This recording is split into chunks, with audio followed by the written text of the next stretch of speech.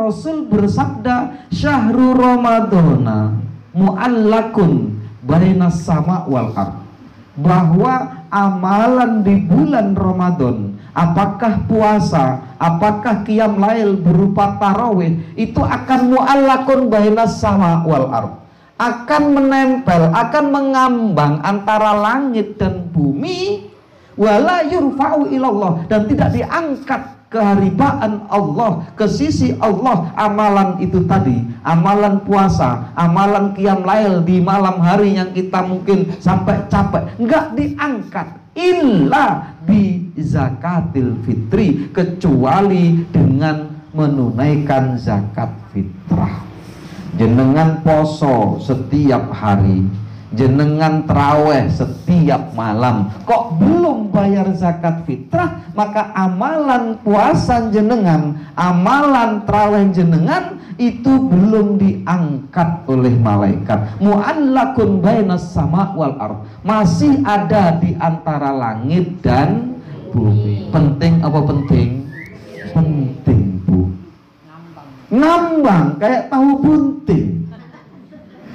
Kalau nggak percaya, ibu nanti sore buatlah makanan yang disebut tahu bunting. Terus tahu bunting setelah digoreng, masukkan ke dalam air, nanti akan mengambang antara bawah dan atas. Nggak percaya dicoba. Kalau nanti tenggelam, berarti gorengnya yang salah. Kalau dia naik, berarti tahunya yang salah. Dicoba nanti, Bu, ya. Nanti WA saya, bener apa enggak? Pokoknya dicoba. Enak kan, tahu bunting kan banyak itu. Coba dulu, beli tahu bunting, taruh di air, nantilah ngambang antara atas dan bawah. Begitu juga puasa kita, begitu juga tarawih kita, kalau belum ditutup di bulan ini dengan zakat fitrah, Bu. Luar biasa fungsinya zakat fitrah ini. Itu secara umumnya. Dan Rasul pun bersabda, farada Rasulullah sallallahu alaihi wasallam zakatal fitri. Rasul itu mewajibkan zakat fitrah. Tuhratan lis-shaimi. Tuhratan lis-shaimi. Apa tuhratan lis-shaimi? Untuk membersihkan orang yang berpuasa. Minar rafathi wal lagwi, dari perkataan yang buruk, dari lintasan-lintasan yang buruk, dari main-main. Al-lagwu itu main-main, Bu. Wa tu'matan lil masakin, dan fungsi yang kedua adalah untuk memberikan makan fakir miskin. Waman addaha qoblas sholati wahia zakatun makbulah. Orang yang menunaikan zakat fitrah sebelum sholat id, maka dia disebut zakat yang makbul atau zakat fitrah yang sesungguhnya. Waman addaha ba'das sholati, dan siapa orang yang menunaikan zakat fitrahnya setelah sholat idul fitri, wahia sodakotun minas sodakot, maka dia dianggap sedekah biasa, bukan dianggap sebagai zakat fitrah. Nah, kita lihat sekarang. Fungsi yang pertama adalah tuhratan lis-shaim minar rafas walau, bahwa membersihkan orang yang puasa dari perkataan yang buruk. Makanya kalau dalam puasa ini, Bu, kok ada orang yang ngajak bertengkar, bilangin ana shaimah, aku sedang berpuasa. Tahan, Bu. Mulut kita ini kadang yang enggak tahan, ya kan ya, Bu, ya. Kita tahan lapar, tapi kita enggak tahan enggak ngomel. Padahal kalau memang secara fikihnya yang namanya puasa itu al-imsak anil akli wasyurbi wa jami'il muftirat min tulu'il fajri ila ghurubi syamsi. Yang namanya puasa itu adalah menahan dari segala yang membatalkan puasa, termasuk makan dan minum, dari terbit fajar hingga terbenam matahari. Jenengan yang penting nggak makan nggak minum, malam sudah niat, sah nggak puasanya? Sah. Tapi kalau mulut kita nggak bisa dijaga, sah nggak puasanya? Sah, tapi pahalanya berkurang. Itu loh. Makanya dijaga betul. Padahal seorang perempuan itu ditakdirkan setiap hari harus mengeluarkan kosakata 20.000. Makanya bingung perempuan tuh kalau nggak ada yang diajak ngomong. Akhirnya apa? Suami dimarah-marah, anak nggak salah dianggap salah, semua orang di sekitarnya salah. Hati-hati ibu. Tetangga itu loh nggak ngapain, tapi kita minta diributin. Oke, tetangga mungkin bikin jengkel, tapi jengkel kita berlebihan. Suami ini sebenarnya nggak ngapa-ngapa, tapi karena kita ini terdorong harus mengeluarkan kosakata 20.000 itu, jadi ngomel dan lain sebagainya. Nah ini, jadi paling berat itu adalah menahan untuk tidak ngomong, Bu. Maka puasa ngomong. Kalau di Bali itu ada puasa ngomong, nyepi itu nggak boleh ngomong. Sebenarnya ini juga begitu, dalam rangka kita nyepi, tapi kita boleh nggak nyepi dengan cara baca Al-Quran. Kenapa baca Al-Quran itu seperti berdialog dengan Allah. Nah, saat kita mungkin terucap kalimat yang kurang baik dengan tetangga, terucap kalimat yang tidak baik dengan teman, mungkin di grup ngeselin, mungkin kan ada ya Bu, di grup WA itu yang ngeselin, ada itu ngomongnya itu nyelekit, ada nggak? Ada. Marah-marahan di grup, Masya Allah, sampai keluar dari grup, baperan, ada. Insya Allah dengan kita menunaikan zakat fitrah itu semua akan hilang, akan terminimalisir, akan menjadi aman puasanya. Walau main-main di grup itu sering main-main. Jam 12 siang ngupload minum es campur. Kan namanya main-main ini di grup. Masya Allah. Jam 5 sore sudah mulai ngupload makanan. Ini ibu-ibu itu begitu. Karena saya itu masuk di grup Ar-Raudhah itu semuanya ibu-ibu. Yang lalang cuman saya. Majelis Ar-Raudhah itu, Masya Allah, yang marah-marahan lah di grup itu, yang apa, sindir menyindir, main-main, isinya main-main. Kayak ya, karena gini Bu, usia manusia itu ketika sudah mendekati 60 tahun itu kembali kepada anak usia 10 tahun. Begitu 70 tahun usia 5 tahun. Bayangkan jenengan usia 5 tahun itu Masya Allah, nakal-nakalnya itu kan, ngomongnya kadang nggak terkontrol. Yang lebih lucu lagi, di Tebet Sari itu ada yang ngabut uang satu lori, uang ratusan yang baru ini Bu, gebok-gebokan gitu di atas meja, dipoto. Entah foto itu dapat dari mana, dikomentarilah di bawah, untuk grup hari ini tolong ambil THR ke rumah saya. Ada ibu yang baca, ibu ini barangkali baru kenal HP, bahwa dianggapnya seluruh gambar yang di HP itu real. Nah ini, atau mungkin dia memang sudah lama megang HP tapi agak gaptek lah, datang bener mana jatahku. Masya Allah, ini main. Nah, main-main di dalam puasa seperti ngerjain kawan, ngerjain sahabat di dalam puasa itu dosa. Tetapi insya Allah dengan dibayarkan zakat fitrah, dosa itu akan hilang. Tu'matan lil masakin, tuhrotan lis so'im, yaitu apa? Membersihkan puasa itu. Si puasa, orang yang puasa itu terbersihkan dari dosa-dosa kecil.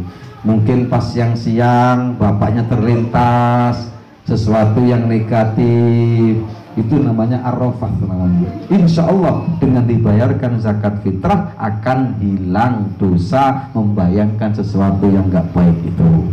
Seperti itu Bu. Lalu kemudian fungsi yang selanjutnya tu'matan lil masakin. Zakat fitrah itu fungsinya adalah memberikan makanan kepada fakir miskin. Makanya mazhab Maliki, mazhab Syafi'i, mazhab Hambali itu tidak boleh zakat fitrah dengan uang, harus dengan makanan pokok. Jenengan di sini apa makanan pokoknya?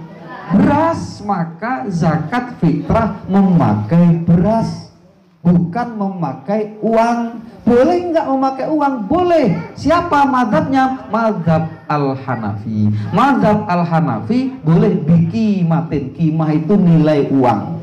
Berapa harganya? Nah, kemarin di Kementerian Agama kebetulan saya juga diundang sebagai MUI mewakili. Itu diputuskan tahun ini 30.000. 30.000 itu berasal dari harga beras 12.000. 12.000 dikali 2,5 kilo berapa, Bu? 2,5 kilo, Bu. 30.000. 12.000 dikali 2,5 kilo, bukan dikali 2 kilo. 2,5 kilo berapa, Bu? 30.000. Pak Ustadz, saya ini kan makan berasnya itu nggak segitu, dan saya beli di warung itu masih 10. Ya boleh, jenengan berarti 25.000. Tapi sebaiknya ikut pemerintah 30.000. Nah, kadarnya itu juga berubah-ubah, Ibu. Bukan berubah, ada pendapat-pendapat yang berbeda. Ada mengatakan 2,5 kilogram. Ada yang mengatakan 2,7 kilogram. Ada yang mengatakan 3,7 kilogram. Ada yang mengatakan 3 kilo dan lain sebagainya. Jenengan ikut yang mana? Yang 2,5 apa 2,7 apa 3 kilo? Yang 2,5. Boleh. Jangan bilang 2,5 kilo, jangan bilang 2,7 kilo, jangan bilang 3 kilo, tapi saya bayar zakat fitrah 1 sok. Kenapa? Karena ukurannya adalah sok. Sok itu apa sih? Sok itu ukuran di sana. 1 sok itu 4 mud. 1 mud itu cangkupan tangan orang dewasa kalau dalam ilmu fikihnya. Tetapi kemudian di dalam kitab-kitab seperti ada di kitab Fathul Qadir, itu disebutkan bahwa harus memakai mudnya Rasulullah. Ketika pakai mudnya Rasulullah, maka mud itu ditakar dengan beras beratnya 6,7 atau 7 lah, 7 on. Berarti 1 kilo kurang 3 on, itu dikali 4 berarti 2,7. Nah, makanya kemudian orang-orang Nahdliyin, orang-orang Nahdlatul Ulama itu memutuskan bukan 2,5 tapi 2,7. Sementara pemerintah dalam hal ini Kementerian Agama memutuskan 2,5. Kok bisa? Bisa karena ukurannya itu yang membedakan, cara mengukurnya yang berbeda. Barangkali dulu ketika masuk di Indonesia pertama kali belum ada ukurannya mud Rasulullah, kemudian mengukur sendiri. Dan ternyata ketika diukur dengan tangan kita, saya pernah mengukur kurang dari 2 kilo saya, Bu. Secara fikih bener, boleh saya bayar zakat fitrah kurang dari 2 kilo asalkan itu ukuran mud saya. Tetapi kalau kita kembalikan kepada kitab, maka sebaiknya ikut mudnya Rasulullah, dan itu 2,7, Bu. Boleh nggak kita ikut 2,5? Boleh, jenengan silakan 2,5. Karena yang mayoritas dari dulu, dari masa kecil kita di Indonesia itu 2,5 kilogram beras, bukan gabah. Kalau mau dirupiahkan, bukan harga jual tapi harga beli. Jenengan kalau jual 10.000, kalau beli 12.000, maka jenengan akumulasikan, jenengan kiaskan dengan harga beli, bukan harga jual. Makanya muncul angka 30.000. Jadi boleh nggak?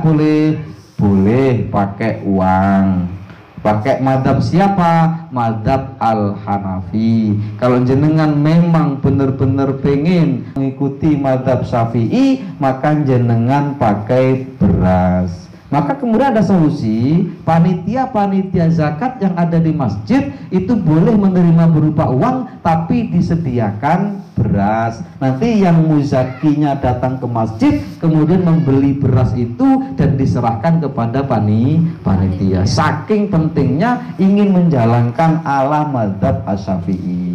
Karena nggak boleh. Untuk apa sih? Karena memang zakat fitrah ini sifatnya temporer. Apa temporer, Bu? Temporer apa, Bu? Bu, temporer itu sesaat atau darurat. Kenapa? Karena agar 1 Syawal itu nggak ada orang yang keliling mencari nafkah, keliling meminta-minta.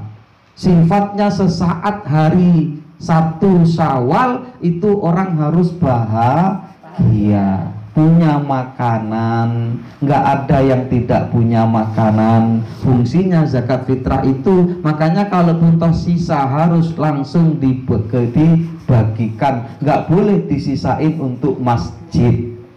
Ada sebagian orang itu zakat fitrah karena sisa, malam-malam sudah dibagikan, ada lagi yang bayar sampai 1 kintal disisakan untuk masjid, hukumnya haram, nggak boleh. Karena masjid bukan asnaf.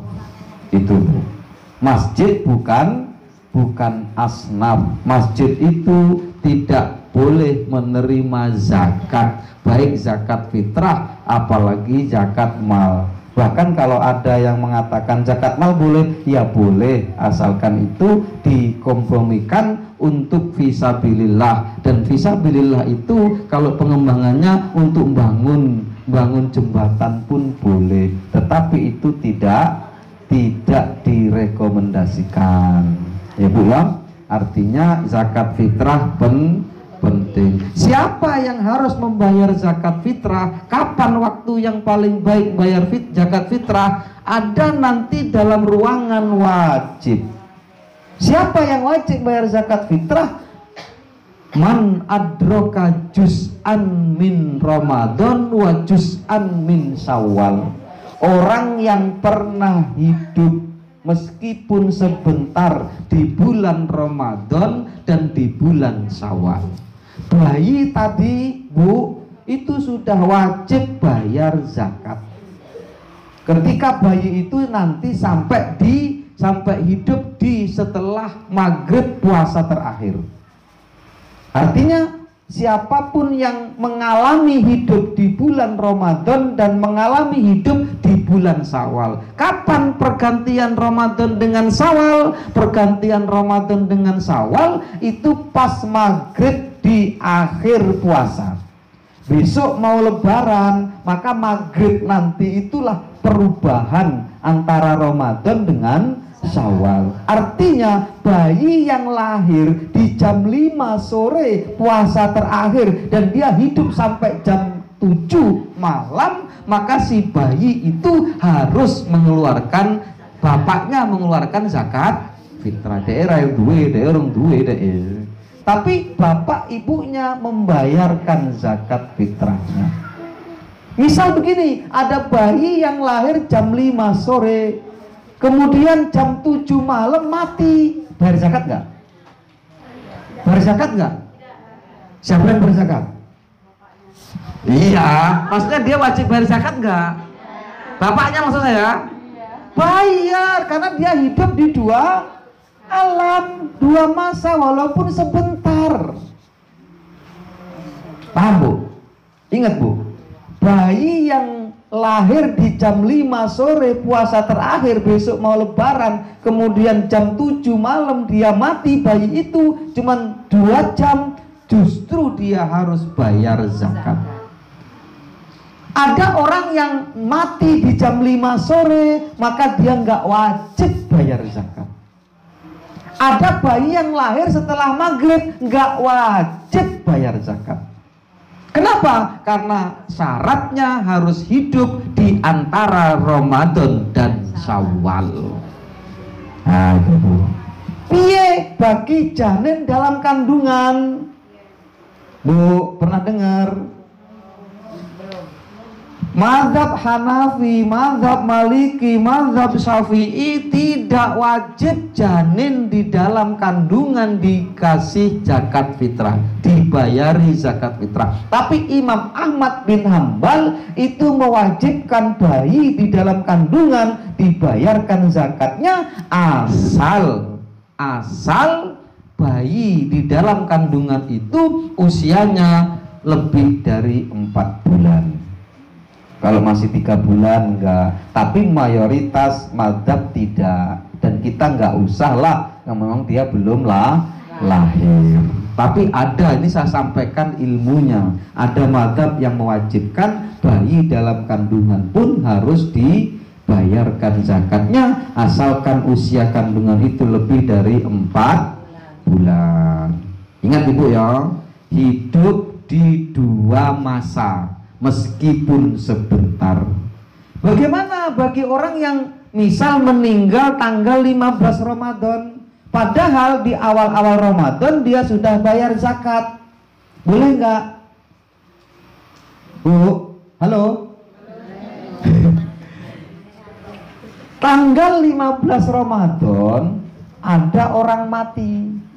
Di awal Ramadan, mungkin di hari yang kelima dia sudah bayar zakat fitrah, boleh nggak? Boleh, dan nggak usah diminta lagi, udah terlanjur. Insya Allah baik. Itu loh Bu. Atau bayi yang baru lahir setelah maghrib mau di zakat fitrahkan, boleh nggak? Boleh, nggak apa-apa. Tetapi dalam ilmu fikih dia nggak wajib. Kenapa? Dia hanya mengetahui, hanya mengalami di satu masa, yaitu masa apa? Bulan Syawal. Ramadan dia nggak mengalami. Tahu? Kemudian yang selanjutnya afdol waktunya. Membayar zakat fitrah ini afdolnya adalah setelah fajar, setelah sholat subuh sampai akan dimulainya sholat Idul Fitri. Itu tempat waktu yang paling afdol. Mepet-mepet mau sholat Idul Fitri itu paling afdol. Berarti kalau kondisinya seperti ini, barangkali kita nggak memakai amil, mungkin kita serahkan langsung kepada mustahiknya. Mustahik itu siapa? Orang yang bakal menerima zakat. Itu waktu yang paling baik dan waktu yang paling banyak ganjarannya kalau kita nggak repot. Tapi repot cuma berapa jam itu, dari setelah subuh sampai akan dimulainya sholat atau khotib naik mimbar. Begitu kita mau berangkat ke masjid sambil memberikan zakat fitrah, itu dahsyat dalam ilmu fikih. Pahalanya lebih dibandingkan kita yang awal-awal membayar zakat fitrah. Kemudian yang ketiga, jaiz. Jaiz itu apa? Boleh membayar zakat fitrah di awal-awal Ramadan. Jenengan begitu masuk Ramadan, puasa sehari langsung bayar zakat fitrah, boleh hukumnya. Boleh itu apa? Ya boleh. Nggak afdol, nggak mendapat afdol waktu. Boleh, tapi sah nggak? Sah. Nah, ada hukum yang selanjutnya adalah makruh. Makruh itu kapan dilakukan oleh orang yang membayar zakat fitrah? Yaitu setelah sholat Idul Fitri sampai terbenam matahari. Hukumnya makruh. Apa makruh, Bu? Dijalankan nggak apa-apa, ditinggalkan tidak apa-apa. Ditinggalkan dapat pahala. Itu makruh. Kalau sunnah dijalankan dapat pahala, tidak dijalankan nggak apa-apa. Makruh kebalikan dari sunnah, ditinggalkan dapat pahala, dikerjakan nggak apa-apa. Tuh, berarti ilmu fikih ini bertentangan dengan dengan hadis. Tadi hadis saya baca, man addaha ba'das sholati fahiya shadaqatun minas shadaqat. Siapa yang membayar zakat fitrah setelah sholat Idul Fitri, maka dia tidak dianggap zakat fitrah, tapi sebagai sedekah biasa. Bagaimana mensiasati? Kok ada perbedaan pendapat antara hukum fikih dengan hukum hadis? Bagaimana caranya, Bu? Nah, ini perlu yang namanya ngaji tadi. Kita pilih yang mana, Bu? Pilih boleh membayar zakat setelah sholat Idul Fitri, atau pilih pakai hadis yang tidak boleh? Nah, ternyata Ibu, ilmu fikih ini adalah ilmu solusi. Ternyata bolehnya membayar zakat fitrah setelah sholat Idul Fitri itu bagi orang-orang yang memang belum bisa bayar zakat sebelumnya. Uang memang tidak ada, kok setelah sholat Idul Fitri ada rezeki untuk bayar zakat fitrah, maka dia sebaiknya bayar zakat fitrah. Atau bagi orang-orang yang memang lalai, bener lali, Bu, lali ora dosa, inget-inget setelah sholat Idul Fitri, maka dia bayar zakat fitrah setelah Idul Fitri sampai terbenam matahari sore. Itu waktu yang makruh. Berarti boleh nggak? Boleh, tapi tidak banyak pahalanya. Lebih baik dibandingkan tidak berzakat fitrah. Mana yang didahulukan kita kalau ada perbedaan pendapat antara ilmu fikih dan ilmu hadis? Kita dahulukan ilmu fikihnya. Kenapa? Karena ilmu fikih itu lebih tua dibandingkan dengan ilmu hadis. Orang yang menggeluti ilmu fikih itu hidupnya tahun 100 sampai 200 Hijriah. Sementara orang yang hidup menggeluti, ulama yang menggeluti ilmu hadis itu yang hidupnya tahun 300 sampai tahun 400. Duluan mana, Bu? Duluan orang yang menggeluti, duluan ulama yang menggeluti ilmu fikih. Makanya ilmu fikih itu lebih mendekati kebenaran dibandingkan dengan ilmu hadis. Itu jelas, Bu. Kenapa? Karena ilmu fikih itu solusi seluruhnya. Boleh ketika hadis tidak membolehkan, dicari ilmu fikih membolehkan, maka jadi boleh. Dan yang terakhir adalah waktu yang haram. Kapan waktu haram? Yaumun ba'das sholat, yaitu 1 hari setelah sholat Idul Fitri, itu hukumnya haram. Artinya jangan diniatkan lagi untuk zakat fitrah. Boleh nggak memberikan? Boleh, tapi jangan diniatkan zakat fitrah. Kalau diniatkan zakat fitrah, maka justru dosa. Ini, Bu, justru dosa. Apa haram? Ma yuthabu ala tarkihi wa yu'aqabu ala fi'lihi. Yang namanya haram itu bila dikerjakan dapat dosa, bila ditinggalkan dapat pahala. Itu bedanya. Karena haram itu kebalikannya dari wajib. Mungkin sampai sini ada pertanyaan, Ibu. Pas jam 11. Kalau ada pertanyaan